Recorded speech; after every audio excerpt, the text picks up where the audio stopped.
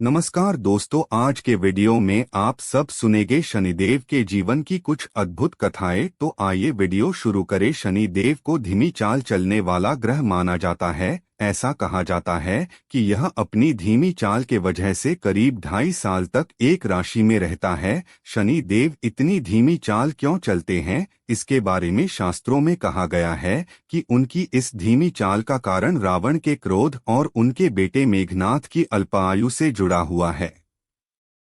बता दें कि रावण ज्योतिष शास्त्र का महान ज्ञाता है और वह चाहता था कि उसके पुत्र को कोई भी देवी देवता उसके प्राण न ले सकें। जब रावण की पत्नी मंदोदरी गर्भ से थी तभी रावण ने यह इच्छा जताई थी कि उसका होने वाला पुत्र ऐसे ग्रह नक्षत्र में पैदा हो जो एक बलशाली योद्धा और तेजस्वी बने। बस अपनी इसी इच्छा के चलते रावण ने अपने पुत्र के जन्म के समय पर सभी ग्रहों को शुभ और सर्वश्रेष्ठ जगह पर रहने को कहा। वहीं सभी ग्रह रावण से भयभीत होकर रावण की इच्छा अनुसार उच्च स्थिति में विराजमान हो गए। केवल शनिदेव ही एक ऐसे ग्रह थे जो रावण से बिल्कुल भी नहीं डरते थे। रावण यह बखूबी जानता था कि शनि देव रावण के कहे अनुसार ग्रह में विराजमान नहीं होंगे, इसलिए रावण ने अपने बल से शनि देव को ऐसे जगह पर रखा जिससे रावण के पुत्र की आयु में वृद्धि हो सके। लेकिन शनि देव तो न्याय के देवता है, इसलिए वह रावण के मनचाहे ग्रह पर तो रहें, लेकिन उन्होंने अपनी दृष्टि वक्री रखी थी, जिसके चलते रावण ने क्रोधित होकर गदा शनि देव के पैरों पर मार दिया।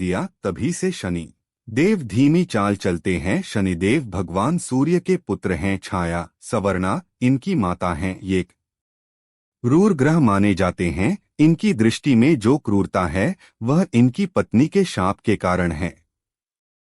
ब्रह्मवैवर्त पुराण की कथा के अनुसार बचपन से ही शनि भगवान श्री कृष्ण के प्रेम में निमग्न रहते थे। वयस्क होने पर इनके पिता ने इनका विवाह चित्ररथ की कन्या से कर दिया। इनकी पत्नी बड़ी तेजस्विनी और साध्वी थी। एक रात ऋतुस्नान कर पुत्र प्राप्ति की कामना से वह पति के पास पहुंची। शनिदेव ध्यान में बैठे थे, उन्हें बाह्यजगत का कुछ ज्ञान न था। पत्नी प्रतीक्षा कर थक गई पर शनिदेव का ध्यान न टूटा। इस उपेक्षा से क्रुद्ध होकर पत्नी ने शनिदेव को शाप दे दिया कि जिसे तुम देख लोगे वह नष्ट हो जाएगा। ध्यान टूटने पर शनिदेव ने पत्नी को मनाया। पत्नी को स्वयं पश्चाताप हो रहा था, किंतु शाप को वापस लेने की शक्ति उसमें नहीं थी।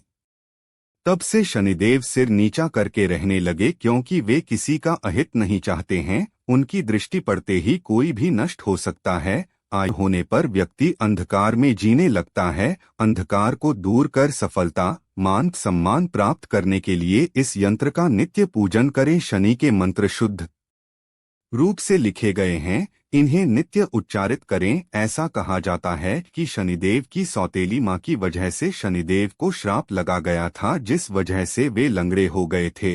कुछ विद्वानों के मतानुसार हनुमान जी और शनि देव की लड़ाई में शनि देव लंगड़े हो गए, जिसके कारण शनि देव धीरे धीरे चलते हैं।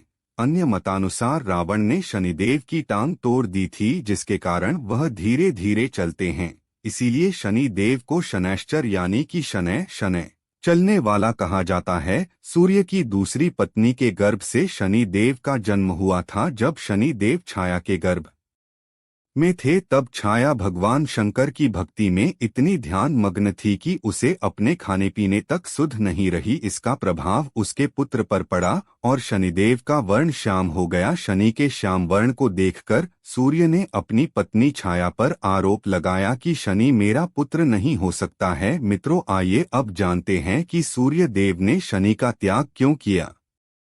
सूर्यदेव ने शनि का त्याग कर दिया। बड़े होने पर जब ये बात शनिदेव को पता चली तो वह अपने पिता से शत्रुता रखने लगे। शनिदेव ने अपनी साधना तपस्या द्वारा शिवजी को प्रसन्न कर अपने पिता सूर्य की भांति शक्ति प्राप्त की और शिवजी ने शनिदेव को वरदान मांगने को कहा। तब शनिदेव ने कहा कि प्रभु, युगों युगों से मेरी माता छाया की पराजय होती रही है। मेरे पिता सूर्य द्वारा मेरी माता को अनेक बार अपमानित व प्रताड़ित किया गया है।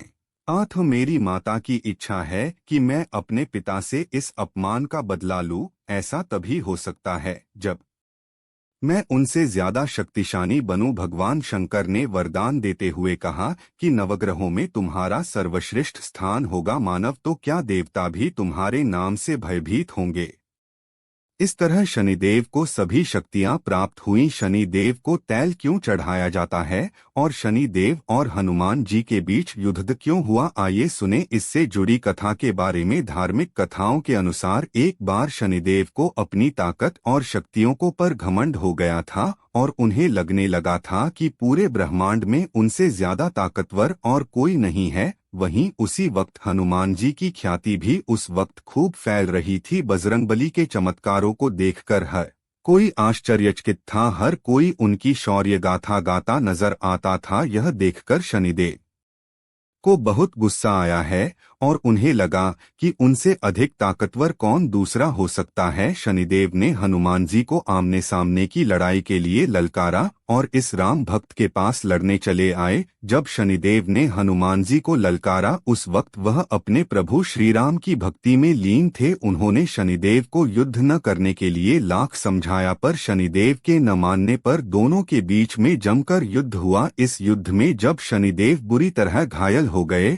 और उन्हें पीड़ा होने लगी तो हनुमान जी ने युद्ध को रोककर उनके घाव पर सरसों का तेल लगाना शुरू किया। इससे उन्हें आराम मिलने लगा और धीरे धीरे शनिदेव का पूरा दर्द गायब हो गया। तब से सरसों का तेल शनिदेव की प्रिय वस्तुओं में से एक बन गया। इस पर शनिदेव ने कहा कि जो भी भक्त सच्चे मन से शनिदेव को तेल चढ़ाएगा उसके जीवन से सारे कष्ट और संकट दूर होंगे। इस युद्ध के बाद से ही शनिदेव और हनुमान जी के मित्रतापूर्ण संबंध हो गए। इसलिए जो भी भक्त हनुमान जी की पूजा करते हैं शनि उन्हें सभी कष्टों से दूर रखते हैं। शनिदेव को सरसों का तेल चढ़ाने को लेकर एक कथा और प्रचलित है। इसके अनुसार एक बार लंकापति रावण ने अपने महल में सभी 9 ग्रहों को बंदी बना लिया था। शनि को रावण ने कैद में उल्टा लटका रखा था। उधर माता सीता को खोजते हुए जब हनुमान जी लंका पहुंचे तो रावण ने उन्हें वानर कहकर उनकी पूंछ में आग लगवा दी। क्रोधित राम भक्त हनुमान ने पूरी लंका में अपनी पूंछ से आग लगा दी। जब लंका जली जो सारे ग्रह कैद से छूट गए, लेकिन शनिदेव उल्टे लटके होने की वजह से वहीं के वहीं रह गए। आग की वजह से उनका शरीर बुरी तरह झुलस गया था। शनि की